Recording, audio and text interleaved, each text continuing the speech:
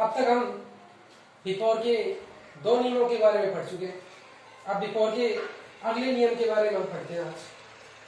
देखिए ये जो बिफोर है, अगर बिफोर से दो वाक्यों को जोड़ा गया हो, जो हमारा बिफोर है, इस बिफोर से यदि दो वाक्यों को जोड़ा गया हो, एक वाक्य बिफोर से पहले आ रहा है, एक वाक्य बिफोर के बाद आ रहा है। यदि दो वाक्यों को बिफोर से जोड़ा जाता है, एक वाक्य बिफोर से पहले होता है और एक वाक्य बिफोर के बाद में होता है। अगर बिफोर से पहले जो हमारा वाक्य है, उस वाक्य में हेड प्लस वर्ब की थर्ड फॉर्म है। बिफोर से पहले जो वाक्य हमारा, अगर उस वाक्य में हेड प्लस वर्ब की थर्ड फॉर्म होती है और बिफोर के बाद हमसे correct form of the verb भरवाता है, तो वहां पे हम वर्ब सेकंड का प्रयोग करते हैं। अगर दो वाक्यों को बिफोर से जोड़ा गया हो, बिफोर से पहले हेड प्लस वर्ब की थर्ड फॉर्म होती है और बिफोर के बाद हमसे भरवाता है, तो वहां पे वर्ब सेकंड का हम प्रयोग करते हैं। इसी तरह यदि बिफोर से जुड़ा हुआ है वाक्य हमारा और बिफोर के बाद में हमको दे रखी है वर्ब सेकंड, बिफोर के बाद वर्ब की सेकंड फॉर्म आ रही है और बिफोर से पहले हमसे भरवाया जाता है, तो फिर हम वहां पे हेड प्लस वर्ब की थर्ड फॉर्म का प्रयोग करते हैं।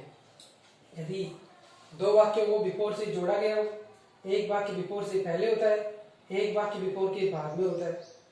अगर बिफोर से पहले जो वाक्य हमारा, उस वाक्य में हेड प्लस वर्ब की थर्ड फॉर्म आती है और बिफोर के बाद वाले वाक्य में हमसे correct form of the verb भरवाता है, तो वहां पे हम वर्ब सेकंड का प्रयोग करते हैं। उसी तरह यदि बिफोर के बाद वाले वाक्य में पहले से ही वर्ब सेकंड आती है और बिफोर से पहले हमसे भरवाता है, तो वहां पे हम हेड प्लस वर्ब की थर्ड फॉर्म का प्रयोग करते हैं। जैसे देखिए आप,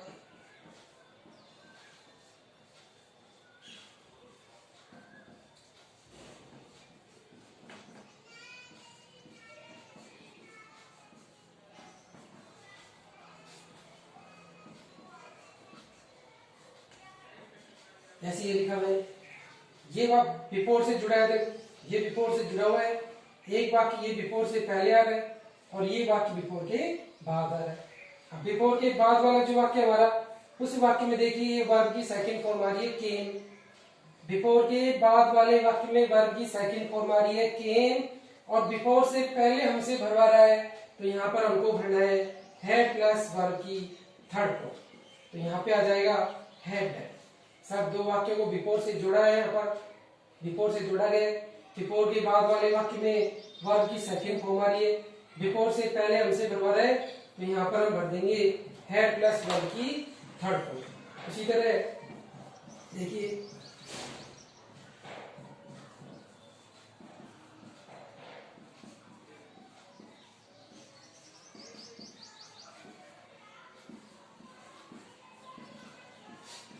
देखिए यहाँ पर ये बिफोर से जुड़ा है, यहाँ पर ये बिफोर से वाक्य हमारा जुड़ा हुआ है और बिफोर से पहले देखिए ये हेड प्लस वर्ब की थर्ड फॉर्म आ रही है। ये बिफोर से जुड़ा है, बिफोर से पहले यहाँ पर हेड प्लस वर्ब की थर्ड फॉर्म आ रही है और बिफोर के बाद हमसे यहाँ पे भरवा रहा है, तो फिर यहाँ पे हम वर्ब सेकंड का प्रयोग करेंगे। इस तरह सर देखो, बिफोर से जुड़ा है, ही हैड ईटन फूड, ये बिफोर आ रहा है, बिफोर से पहले हमको दे रहा है हेड प्लस वर्ब की थर्ड फॉर्म, ये बिफोर, इससे पहले हेड प्लस वर्ब की थर्ड फॉर्म है और ये बिफोर के बाद वाला वाक्य ही सी खालिस्तान, तो अब सी के बाद में हमसे भरवा रहा है, तो ये आस्क वर्ब है, इसकी हम सेकंड फॉर्म कर देंगे। इस तरह से तो यदि दो वाक्यों को बिफोर से जोड़ा जाता है, बिफोर से पहले हेड प्लस वर्ब की थर्ड फॉर्म होती है और बिफोर के बाद अगर हमसे correct form of the verb भरवाता है, तो वहां पे फिर हम वर्ब सेकंड का प्रयोग करते हैं। उसी तरह यदि दो वाक्यों को बिफोर से जोड़ा गया हो और बिफोर के बाद में वर्ब सेकंड हो, अगर बिफोर के बाद में वर्ब सेकंड आती है और पहले हमसे भरवाता है, तो फिर वहां पर हम हेड प्लस वर्ब की थर्ड फॉर्म का प्रयोग करते हैं। ये बिफोर का नियम है हमारा, इसे नोट कर लिया, लिख लिया एग्जाम्पल हो, ही Khalistan,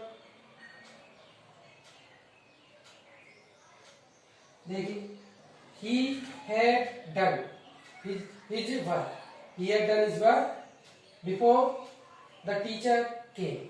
He had done his work before the teacher came.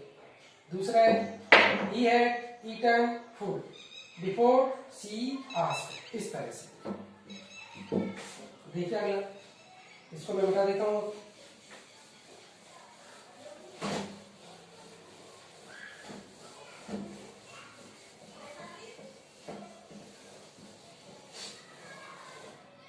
देखो अगला बिफोर का नियम, अगला नियम देखिए आप। अगला नियम हमारे बिल्कुल ऐसे ही, अगर कोई भी ऐसा वाक्य हमारा, कोई भी अंग्रेजी का ऐसा वाक्य जिस वाक्य में ये जो बिफोर है हमारा, इस बिफोर के तुरंत बाद में खाली स्थान है। कोई भी अंग्रेजी का वाक्य हमारा और उस अंग्रेजी के वाक्य में बिफोर के तुरंत बाद में खाली स्थान आता है।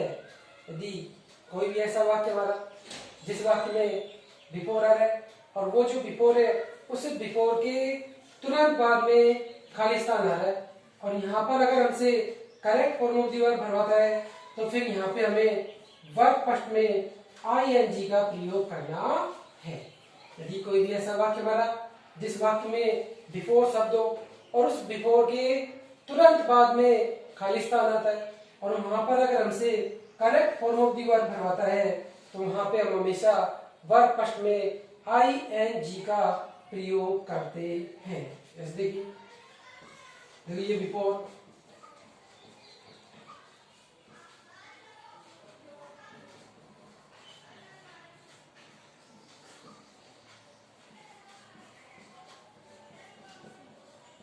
ऐसे। अब देखिए ये बिफोर आ रहा है यहाँ पर, और ये बिफोर इसके तुरंत बाद में खाली स्थान है।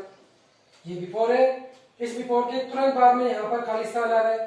तो यदि किसी भी अंग्रेजी के वाक्य में बिफोर के तुरंत बाद में खाली स्थान होता है और वहां पर हमसे correct form of the verb भरवाई जाती है तो वहां पे हम हमेशा वर्ब फर्स्ट में ing का प्रयोग करते हैं। तो यहाँ पर आएगा ईटिंग। यदि किसी भी अंग्रेजी के वाक्य में बिफोर के तुरंत बाद में खाली स्थान होता है, वहां पर हमसे correct form of the verb भरवाता है तो वहां पे हम हमेशा वर्ब फर्स्ट में ing का प्रयोग करते हैं। तो यहाँ पे ईटिंग आएगा। बिफोर ईटिंग फूड ही खाली स्थान वेंट देयर ऐसे। तो ये हमारा बिफोर का नियम है। आगे ये बिफोर हमने पढ़ लिया पूरा। अब बिफोर के बाद में अगला शब्द होता है हमारा आफ्टर। आफ्टर के नियमों के बारे में हम पढ़ते। देखिए आफ्टर, बिफोर पढ़ लिया हमने, अब हमारा है आफ्टर। और ये जो बिफोर है हमारा, इससे बिफोर का अपोजिट आफ्टर होता है, उल्टा होता है।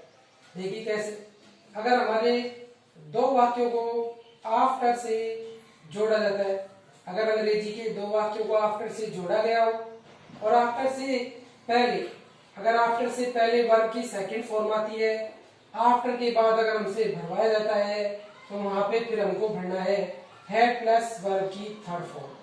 अगर दो वाक्यों को आफ्टर से जोड़ा गया हो, आफ्टर से पहले अगर वर्ब की सेकंड फॉर्म होती है और आफ्टर के बाद हमसे भरवाया जाता है तो हैड प्लस वर्ब की थर्ड फॉर्म आती है।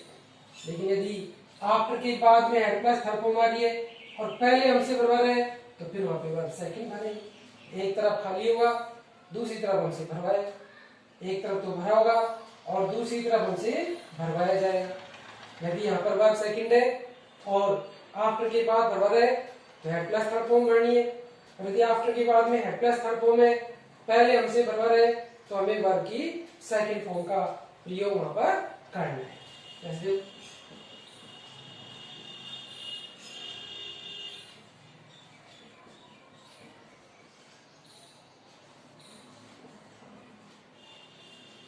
ये देखिए, ये आफ्टर से जुड़ा है यहाँ पर, ये आफ्टर से पहले देखिए वर्ब सेकंड आ रही है, ही टोल्ड मी, ये आफ्टर से जुड़ा है, आफ्टर से पहले यहाँ पे वर्ब की सेकंड फॉर्म आ रही है। अब आफ्टर के बाद हमसे भरवा रहा है तो यहाँ पर हमको भरना है हेड प्लस वर्ब की थर्ड फॉर्म। ऐसे सर आफ्टर से जुड़ा है, आफ्टर से पहले वर्ब सेकंड है, आफ्टर के बाद हमसे भरवा रहा है तो हेड प्लस वर्ब की थर्ड फॉर्म है। यदि दो वाक्यों को आफ्टर से जोड़ा जाता है, अगर हमारे दो अंग्रेजी के सेंटेंसों को आफ्टर से जोड़ा गया हो, आफ्टर से पहले वर्ब की सेकंड फॉर्म हो और आफ्टर के बाद में हमसे भरवाए तो वहां पे हम हेड प्लस वर्ब की थर्ड फॉर्म का प्रयोग करेंगे। इसी तरह भी यहाँ पे होता है हेड प्लस वर्ब थर्ड, यहाँ पे हेड प्लस वर्ब की थर्ड फॉर्म होती, यहाँ पे हमसे भरवाता तो यहाँ पर हम भरते वर्ब सेकंड। ठीक है, तो यहाँ पर आ जाएगा she had gone, had gone ऐसे। सर आफ्टर से यदि दो वाक्यों को जोड़ा जाता है, आफ्टर से पहली वर्ब सेकंड होती है, आफ्टर के बाद में हम भरते हैं हेड प्लस वर्ब की थर्ड फॉर्म। अब यहाँ पर टोडलर है, यहाँ पे हमसे भरवा रहा है वर्ब गो की, तो यहाँ पे हो जाएगा हैड गॉन ऐसे। उसी तरह अगला नियम होता है हमारा आफ्टर का, आप इसे लिख ले।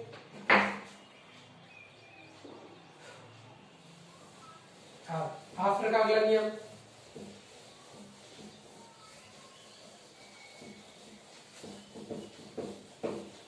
देखिए बिल्कुल वैसे ही, ये आफ्टर जो होता है ना प्रीपोजिशन भी है, ये हमारी प्रीपोजिशन भी होती है।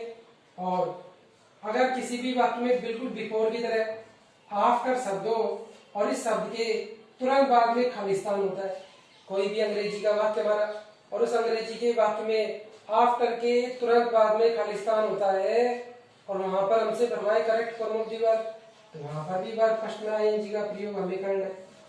अगर किसी भी अंग्रेजी के वाक्य में आफ्टर शब्द आता है और आफ्टर के तुरंत बाद में खालिस्तान होता है, तो वहां पे हमेशा वर्ब फर्स्ट में आईएनजी का प्रयोग हमें करना है।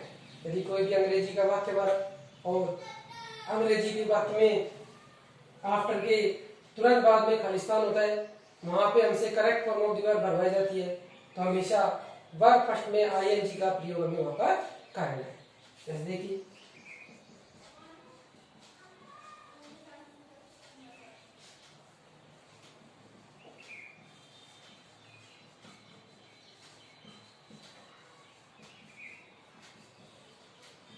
ये देखिए, ये आफ्टर आ रहा है यहाँ पर हमारा और ये आफ्टर के तुरंत बाद में खालिस्तान आ रहा है।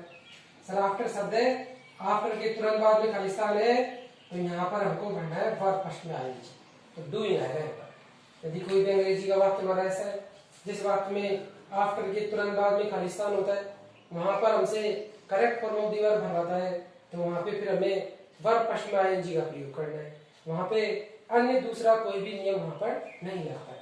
आफ्टर शब्द है, आफ्टर के तुरंत बाद में खालिस्तान है, तो सर तुरंत बाद में खालिस्तान होता है तो वर्ब फर्स्ट में आईएनजी का प्रयोग वहां पर करते हैं। After sir Khalistan do verb भरनी है तो डू की हो जाएगी doing, after doing is verb he and for, इस तरह से। तो ये बिफोर और आफ्टर के दोनों के नियम हमने पढ़ ली, अच्छी तरह से आप इन पे ध्यान दें। अब अगला नियम पढ़ना शुरू करते हैं अपन।